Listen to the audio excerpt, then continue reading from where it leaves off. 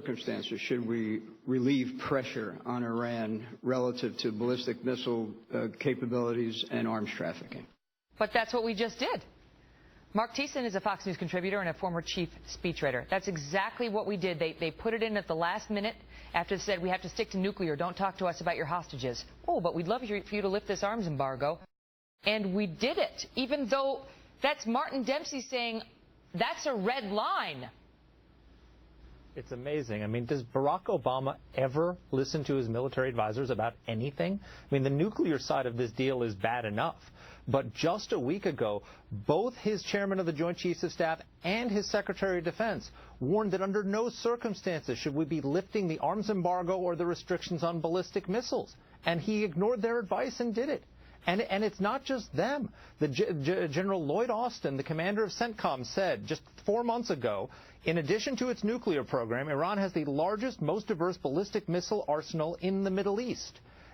A year ago, the head of our Missile Defense Agency said that Iran could develop and test an ICBM capable of reaching the United States by 2015. So they have a one-year breakout for a ballistic missile to reach us. So not only are we paving the way for a nuclear bomb, this deal is paving the way for the missiles to deliver it. So what is this about? I mean, because many people have said this is about Barack Obama wanting a legacy issue.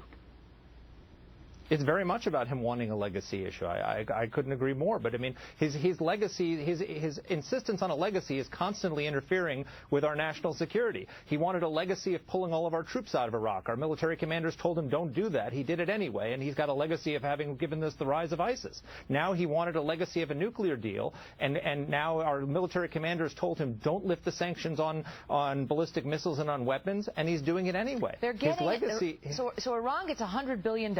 And they get access to arms and ballistic missiles within the next 5 to 8 years that our chairman of the Joint Chiefs said under no circumstances should they get. We've also lifted sanctions on some sketchy individuals, although the administration says not to worry.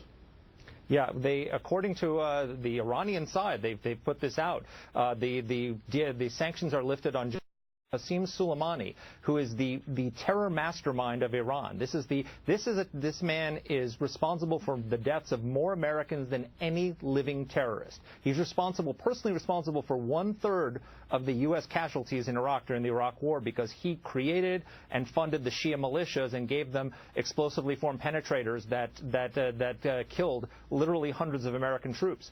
And we're lifting sanctions on him? He has nothing to do with the nuclear program, and he's under sanctions for terrorism. Why are we lifting sanctions on a terrorist? Well, they're claiming like one pot of the money is they're lifting not the terrorism sanctions but other sanctions. Mark, thank you.